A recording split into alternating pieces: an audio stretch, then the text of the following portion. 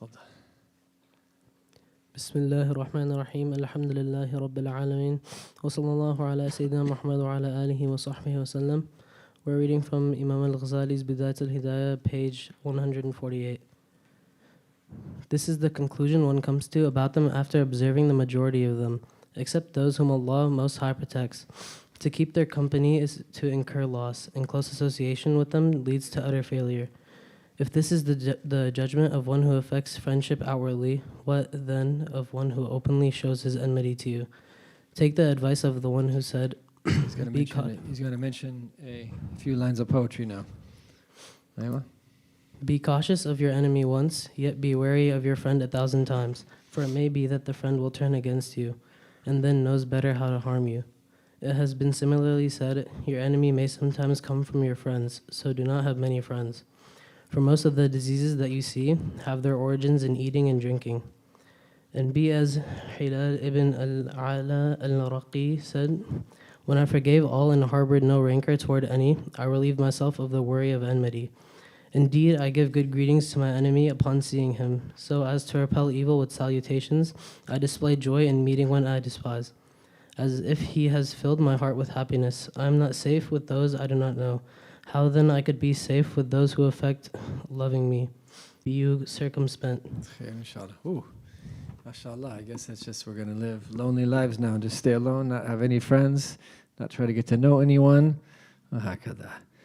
And all of this, oftentimes, Imam Ghazali has an ability when he speaks that he will make you feel that what he's speaking about is the very most important thing of all.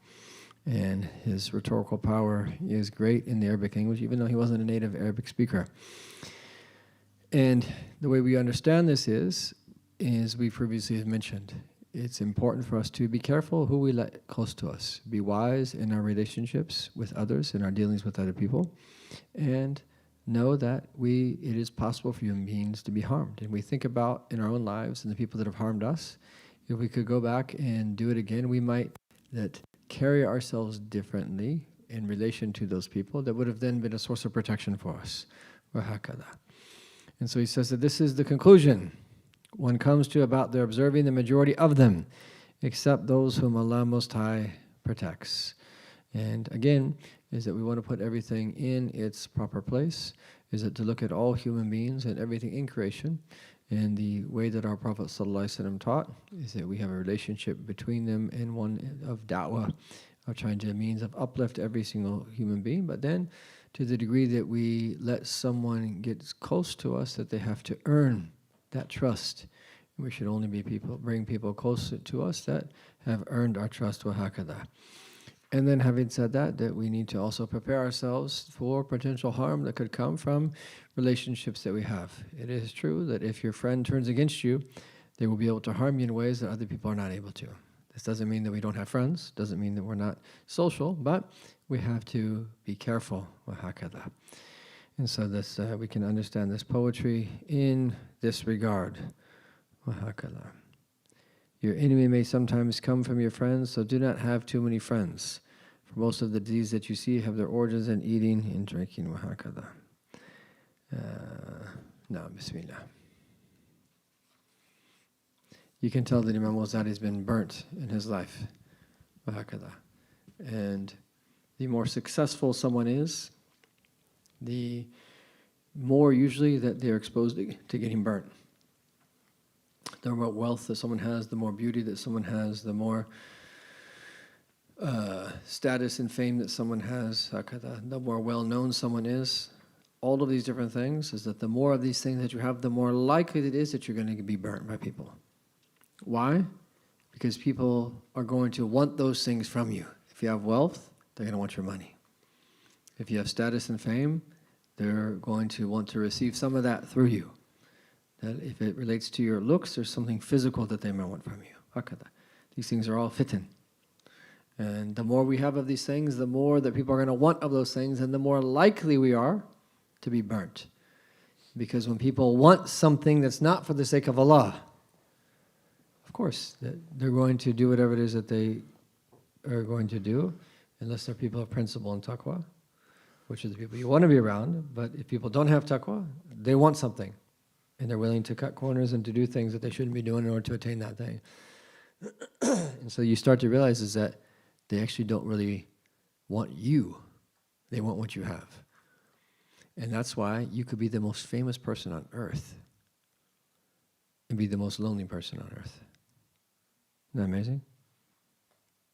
You could be the most famous person on earth and be the most lonely person on earth. Because people, what they want is not you. They don't really care about you. They want what you have. They want something that they feel that you represent. And that actually hurts. It makes someone lonely.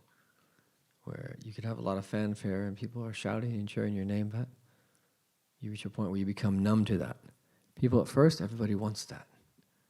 But then when people who get it realize that, oh my God, it doesn't fulfill you. And there are people even that are some of the most famous people ever and can't even sleep at night without taking pills. SubhanAllah. I am an ayatillah. It's a sign from Allah subhanahu wa ta'ala. Hakala. There you go. And be as some of the sages have said. And be as some of the sages have said. Oh, sorry, just one other point here. When he mentions here about, so indeed I give good greetings to my enemy upon seeing him so as to repel evil with salutations. This is not nifaq. This is not hypocrisy. This is a time where this is actually what you're supposed to do. And there's a story about that with our Prophet ﷺ, where the Prophet was clarifying certain things about this individual to Sayyidah Aisha, but when he came, that he spoke gently to him. And then Sayyidah Aisha asked about this after that person left. And the Prophet said is that the most evil of people are those whom that you have to deal that way with, okay, to protect yourself from the evil. So sometimes is that we have to have this tact in our dealing with people, even though that we don't get a good vibe around someone and that we are worried about that potentially being harmed by that individual, is that this is the safer way to do it. And outwardly, it seems like you're doing something that outwardly that's not inside. Internally, but you're doing it for a reason. You're not doing it for the sake of doing it, as opposed to, is it showing more happiness for someone you really don't feel that way about? That's different. But displaying that with that intention to protect yourself from the evil is something that is permitted. Even you can say it's the sunnah of our Prophet sallallahu alaihi wasallam. No. And be as some of the sages have said, meet your friend and your enemy with the same face, one of contentment, neither lowering yourself to them in humiliation nor looking up to them in awe. Have a dignified bearing without arrogance and show humility without abasement. Take the middle course in all your matters, because both extremes in any matter are blameworthy. Do not look around from side to side with self-conceit, nor constantly glance behind you. Do not stop and talk to every group you come across, and if you sit down with them, do not sit in a restless manner. Make sure you avoid clasping your fingers together, playing with your beard or ring, picking your teeth, putting your finger up your nose, a lot of spitting or clearing your throat, swatting flies away from your face, and too much stretching or yawning, whether in front of people, in the ritual prayer, or elsewhere. Rather, let the way you sit be quiet and calm, and your speech orderly and thought out well. Pay proper attention to the good conversation of the one speaking to you, without showing exaggerated amazement, and do not ask him to repeat himself. Remain silent when people are joking and telling stories. Do not speak about how proud you are of your children, your poetry, your mode of expression, your literary work, or other matters personal to you. Okay. So mashallah, he's ending here with some very good advice. He is just listing a number of different etiquettes and things we want to consider. This is very valuable. This is very helpful. And this is something as a student of knowledge that we want to read over and over again. And the summary of this principle, as our shuyukh have said, is to carry yourself with sakina and waqar. Sakina is tranquility, serenity, and waqar is dignity. So in other words, you have a tranquil, balanced presence when you go out into public, when you're around people. And a lot of what he mentions here are examples of not having sakina and waqar. Right? The opposite of sakina and waqar is that just moving all about, raising your voice, a lot of frivolity, and not having a degree of seriousness or gravity to your presence, and that doing things that are irreputable and disrespectable. So sakina and waqar, especially the talib al-ilm, is that we don't do it for the sake of people, but if people see you, should be like, that's a talib al-ilm. There's a way a student of knowledge, there's a way a da'i, someone calling to Allah. There's a way a proper Muslim and Muslimah should carry themselves in public. And it's not only a protection for you, but it's also a means of da'wah. And people should see the dignified presence that both men and women have. And we should work on this, be aware of this, because people are looking in society, and not just because they're looking. This is the right way to be, even if they weren't looking. But hakadha, this is how we should be. So he goes into detail and says, meet your friend and your enemy with the same face. Yani, one of contentment, neither lowering yourself to them in humiliation, nor looking up to them in awe. So we don't humiliate ourselves before anyone, nor do we look up to anyone in awe. And you see a lot of people just like, if someone's like, well done, oh look, there's so-and-so, pull out your phone, look, oh my God, there's an actor, right, oh my, right. This whole celebrity type culture. Yani, the people that we should be in awe of are the awliya of Allah, are those who are beloved to Allah, right? If the Prophet ﷺ was in the room, would be the center of our attention, yes. Right? One of the great awliyas in the room he's the one, yes, that we should be extremely excited to see him. But we shouldn't look up to being people of awe because of anything dunyawi. Right? And you see these videos where the wealthiest man in Asia walking through a mall, and people are just like, oh my God, right? Or that a celebrity shows up, oh my God, that's so-and-so, right? Or these types of things. A believer, we're not like that. We don't look up to people because of dunya, because of their money, because of their status, because of their looks, all these things. That's not how we are. We carry ourselves with sakina and waqar. We don't humiliate ourselves before people. And nor do we mistreat someone because of those things either. We're balanced. Right? And we don't have tama'. We don't desire anything that people have. We don't want your money. Nor do we want your fame. I'm going to interact with you as a human being, yes. But I don't want your fame. I don't want your money. I'm not trying to get anything from you.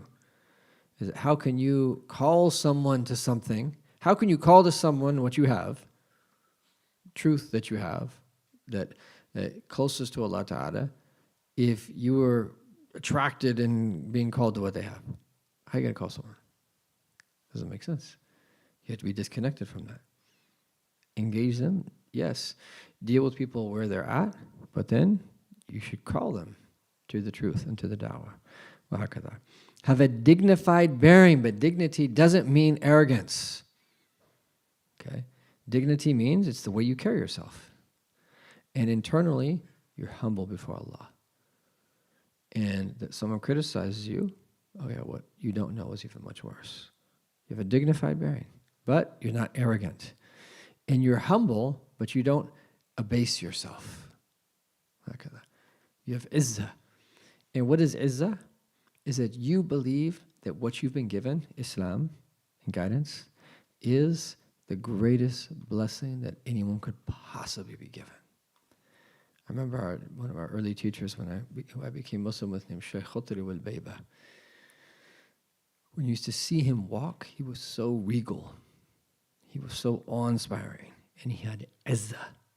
He's from the deserts of Mauritania, but he didn't care about the things of this world. He didn't care about people's wealth and riches and cars, and didn't care about any of that.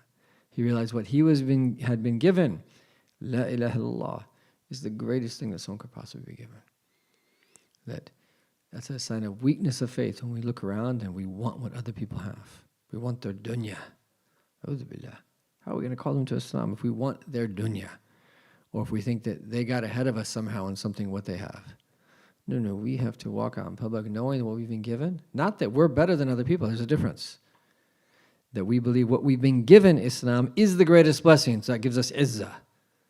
And we can't even, like as we already mentioned, look down or think that we're better than anyone. Even an animal, let alone a human being. Even if they're not Muslim, because we don't know how we're going to die, nor do we know how they're going to die. So the principle here is clearly stated, take the middle course in all your matters, because both extremes in any matter are blameworthy. Do not look around from side to side, just looking this way and that, looking that way, and with self-conceit, nor constantly gaze behind you. And also that means that looking at yourself. Some of us are just fascinated by our own selves and just looking in the mirror all the time. And yes, look in the mirror, make sure you don't have any blemishes, okay, that you need to take care of something. That's the reason you look in the mirror, to find some type of defect, not to sit there and admire yourself and, oh, I'm looking good, oh, this is my good side. I'm going to make sure in the picture that they get this side of me. And then pictures come out, like we don't even look at anyone else, we always instantly look at ourselves and how am I looking in that picture and so forth. And right? That we shouldn't be concerned about ourselves. Yes, Yani, dress the proper way, carry yourself in the right way, go out, that properly manicured in public, yes, but only for the right reasons, right? Not with self-conceit, and it's a part of the levity of a human being that we're just kind of always looking around. And when we're in gatherings of goodness, focus, okay? The only thing we want to be aware of is, did someone come in the room that I need to help? Does someone need my assistance in any way?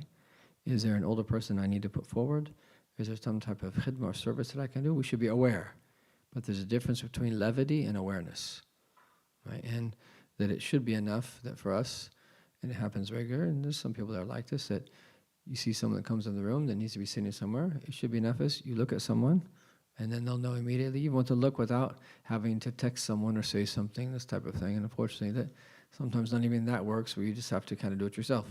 We should have an understanding of the way that the gathering should be. But aside from those things, you're focused on the gathering. You're focused on the moment. You're focused on what you're reciting. You're focused on what you're reading. You're not looking around and so forth. Do not stop and talk to every group you come across. Social butterfly, right?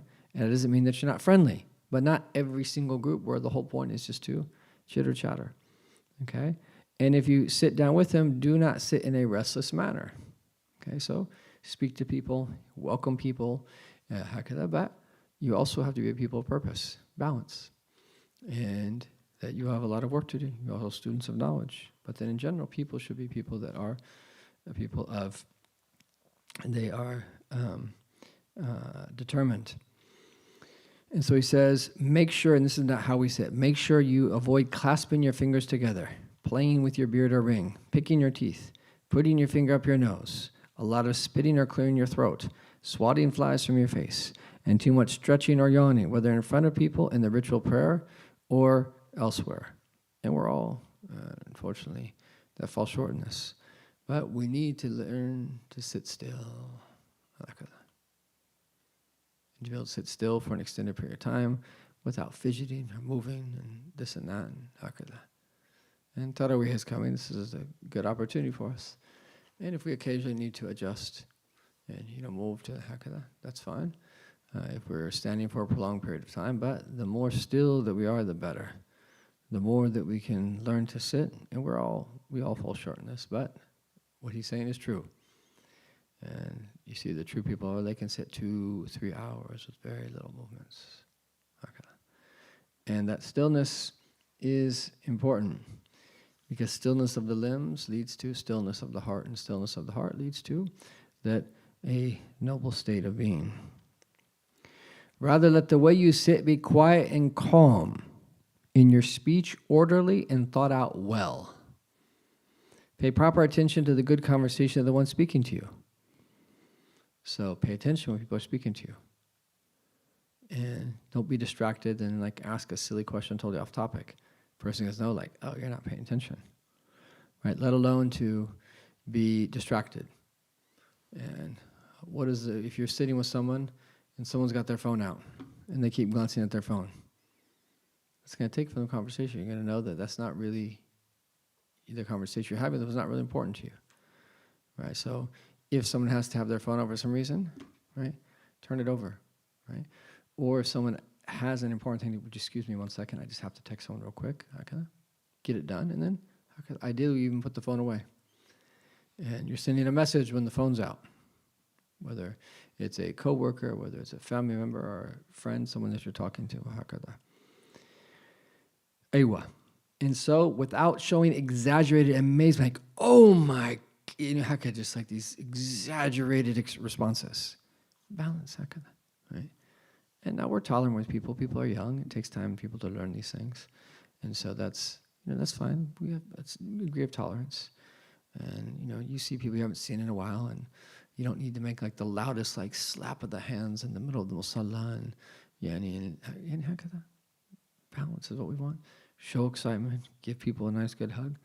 And we're easy on people when it comes to these things, but the closer we are to these etiquettes as we progress in our studies, the better.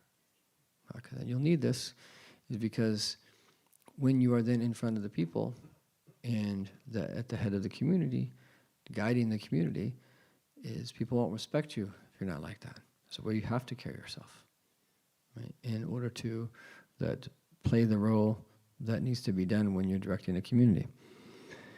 Aywa.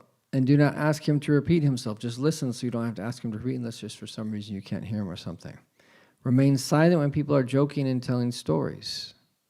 Do not speak about how proud you are. So, meaning it doesn't mean you don't take part in the joke. You can smile and take part in it and so forth, but you don't cut people off. You listen to their story. Show that you're interested. Even if you've heard the story before. You don't just kind of, I know that one. Oh, I've heard that before. Oh, and you kind of fill in the blanks because you know what the story is. Do not speak about how proud you are of your children,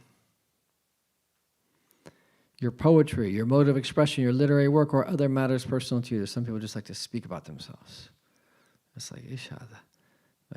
People don't tend to like to hear people speak about themselves. Now, there's a few people who reach a state where they're doing it, tahadduthan bi ni'matillah, proclaiming Allah's blessings upon them, but that's rare. The vast majority of us, we shouldn't talk about ourselves too much. And our teachers, even when they spoke about their own self, would use the word faqir. The faqir, kada. Who is the faqir? The faqir is the impoverished one. So instead of saying ana, I, or me, they tend to say the faqir, kada, kada. So this is a funny story where there's someone who I was with, and when I was speaking about myself, I'd use the word faqir. So this person thought that this was like one of my names, right? And still to this day, when he sees me, he calls me faqir. He calls me faqir, right? It's really funny because he thought that it was like one of my names or something, right? So he says, faqir, kif al-hal, right? And I haven't told him that like I meant by faqir, yani, is saying that like that's just the way you're supposed to respectfully. I just let him do it, yani. This is how you're supposed to respectfully refer to yourself. Alhamdulillah. No. Do not go to great lengths to dress yourself up, he says here, as a woman does, but yani, one is here, whether we are a male or a female, is it not to excessively adorn and beautify ourselves, nor let yourself be unkept and unruly. Avoid wearing too much. Go ahead.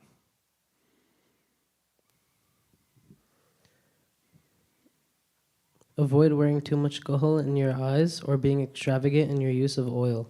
Do not insist upon having your needs met. Do not encourage anyone else to commit oppression. Do not inform your spouse or children, let alone anyone else, of the amount of your wealth. For if they consider it to be little, you will be of little importance to them, and it is a lot. You will never satisfy them. Be strict with them without being harsh, and be lenient with them without being weak. Do not joke around with your male or female servants of your dignity, or your dignity will be lost. In arguments with others, guard against your own ignorance and rashness. Consider well your points before you make them. Do not gesticulate too much. Keep turning around to look at those behind you, or fall to your knees. Speak only when your anger has abated. If the ruler tries to befriend you and bring you close, be with him as you would with the sharp edge of a spearhead. Beware of the fair weather friend, for he is the worst of enemies, and do not value your wealth more than your honor. Okay, so these are some other points he wants us to think about. So in terms of dressing ourselves up, is that we should be well kept, we should be clean, we should take care of ourselves, we should have good hygiene, but not going to an excessive point where we become the germaphobes and so forth, and this is dirty, I can't do this or that, or drink after someone, or things like this, where it goes to be a little bit too much. Yes, that be clean, take care of yourself, but in the right way. And whenever we dress up for Allah. And even though that dress up with the intention to be positioned to call people to Allah subhanahu wa ta'ala in a better way is a valid intention. Is that higher than that is at-tajammul lillah, is that we that adorn ourselves for the sake of Allah ta'ala. And that we comb our hair because our hair has a right over us. Is that we take care of our appearance because that Allah ta'ala has adorned the human being and we're doing it for Allah. And so this is the advice, is that every time that you do anything to adorn your appearance, whether it be your face or other body parts, is that move beyond even the sometimes valid intention of doing this for other people. Okay, that Ibn Abbas said that I like to dress up for my wife just as that I would like for my wife to dress up for me. So it goes both ways in a marital relationship. But putting that aside, even that, everything that we do, we should do for Allah. And that wear your clothes for the sake of Allah. Take care of yourself for the sake of Allah. Take care of your personal hygiene because of everything. Your teeth have a right over you. Is that you brush them, which is a sunnah. Is that you floss them, which is also a sunnah. وهكذا. And that your face, your body has a right over you, keeping your body clean. And all of the khisal al-fitr that we do with the removal of certain types of hair and so forth. And your hair has a right over you. Your nails have a right over you that you trim them and so forth. We do all of this that because it's the right thing to do. Even if there wasn't people around, you would still do those things. And so we're not doing them only for the people. You do those things for Allah. And all of the other that bodily functions that we do in keeping our hygiene, which we should. This is a part of our deen. But let's remind ourselves when we do them, it's for Allah. And the sign of that is that when we are praying alone at night, we still adorn ourselves. Is that we still wear perfume? Is that we still that dress the right way? Is that we still hakada? And that you do it lillah. And sometimes it's important to do that when no one else is around to. Encourage yourself to make that intention at other times as well. Hakada. And then nor let yourself be unkept and unruly. This is not the way that we should be, as some people in society, he mentioned an example during his time, that do. Avoid wearing too much koh in your eyes or being extravagant in your use of oil. Okay, and generally speaking, these things are, as I've seen for the most part with students, is that things are left for later times in their life for the most part. Special occasions maybe be an exception. And extravagant in your use of oil. And that he means here, the duhan, is that what we put on our bodies. But it also applies to perfume. Is that if you just are wearing a very strong perfume and agitating the person next to you, some forms of perfume, subhanAllah, especially when you're fasting, some people become very sensitive to certain smells. And that strong perfume can trigger an upset stomach, it can trigger a headache, وهكذا. And so it's something to be careful of. Do not insist upon having your needs met. Okay? Do not encourage anyone else to commit oppression. These are all very clear. Do not inform your spouse or children, let alone anyone else, of the amount of wealth, for if they consider it to be little, you will be of little importance to them, and if it is a lot, you will never satisfy them. And this is really in a context where there oftentimes wasn't dual income houses and so forth. The most important thing is that people be on the same page about this, and if someone that's sharing this with their spouse, they want to be on the same page. They want to have proper communication and discuss and talk about these particular matters. But as a general rule, it's not something that you flash out to people that how much wealth that you have, because then there'll be expectations too. Oh, because someone asks for something and it might not be appropriate to give to them, but they'll think it's because you're stingy. But there might be a principled stance that you're taking, and it's not the best time to give. وهكذا. So it's not something we put out there for people. It's something that's better to be kept hidden. And then be strict without being harsh. So this is the principle that even fast forward 900 something years is in terms of that being parents, the greatest principle is that Dr. Leonard Sachs says, be lovingly strict. You're loving, but you're strict. Children thrive off of that discipline. They thrive off of schedules. And so the best parent is the one who is lovingly strict. And then likewise, someone who's in a position of authority. And that the best teachers are the ones who are also lovingly strict. They're very gentle, but they have a command over the classroom, and they're lenient without being weak. How could that balance? How could that? And then we want to be careful with excessive joking, because is that people could lose respect for someone if they're constantly joking. And there's a few examples. There's some people, that's just how they are. Those are exceptions. That's just how they are. And those people have a place, but the vast majority of people, balance is what we want when it comes to these things. In arguments with others, guard against your own ignorance and rashness. Be very careful. It's very easy to speak out of turn, to say things you don't really know. Be careful when you start to argue.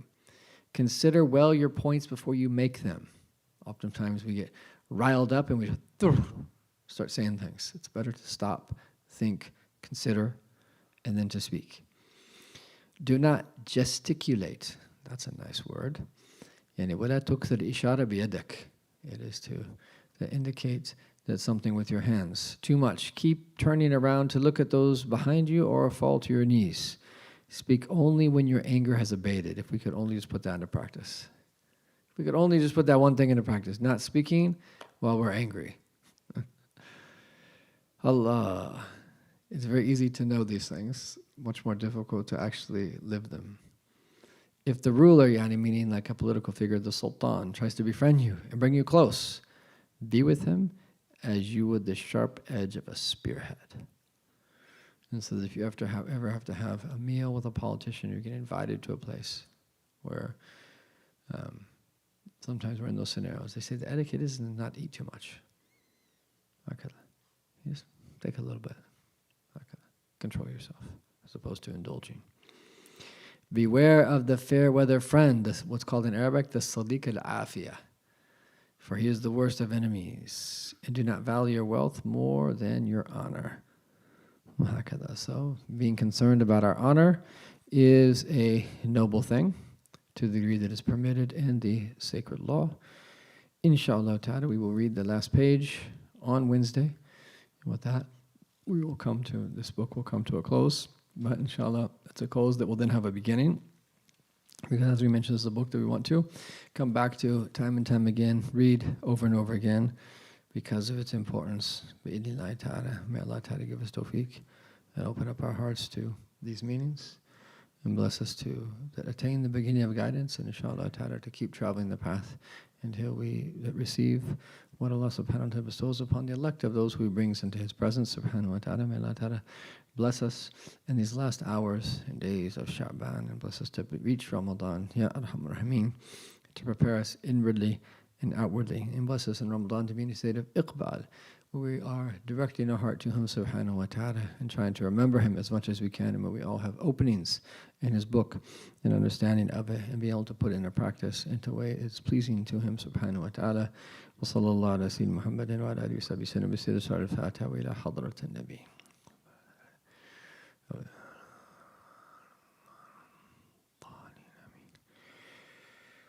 ربنا انفعنا بما علمتنا ربي علمنا الذي ينفعنا ربي فكهنا وفك أهلنا وقربات لنا في ديننا مع أهل الكتر أنت وذكر ربي وفقنا ووفقهم لما ترتدي قولا وفعلا كرما وارزق كل حلالا دائما وأخلاق يا علماء نحظى بالخير ونكفى كل شر ربنا واصلح لنا كل شؤون وقر بالرضا منك العيون واقضي عنا ربنا كل الديون قبل أن تأتينا رسل منون واغفر السر أنت أكرم من ستر وصلاة الله تغشى المصطفى من إلى الحق دعانا والوفاء بكتاب فيه للناس شفاء وعلى الآل كرام شرفاء وعلى الصابح المصابح الغرار اللهم اهدنا بهداك واجعلنا ممن يسارع في رضاك ولا تولينا وليا سواك ولا تجعلنا ممن خالف أمرك وعصاك وحسبنا الله ونعم الوكيل ولا حول ولا قوة إلا بالله العلي العظيم وصلى الله على سيدنا محمد وعلى آله وصحبه وسلم. يا ربنا اعترفنا بأننا اقترفنا وأننا أسرفنا على لظى أشرفنا وتب علينا توبة تغسل لكل حوبة واستر لنا العورات وآمن الروعات والدينا ربي ومولودينا والأهل والإخوان وسائر الخلان وكل ذي محبة أو جيرة أو صحبة والمسلمين أجمع آمين. يا ربي اسمع فضلا وجودا منا لا باكتساب منا فالرسول نهضى بكل سول بالمصطفى الرسول نهضى بكل سول بالمصطفى الرسول نهضى بكل سول صلى وسلم ربي عليه عد الحب وآله وصحبه عداد طش الصحب والحمد للإله في البدء والتناهي حمدا كثيرا دائم محبة النسائم سبحان ربي.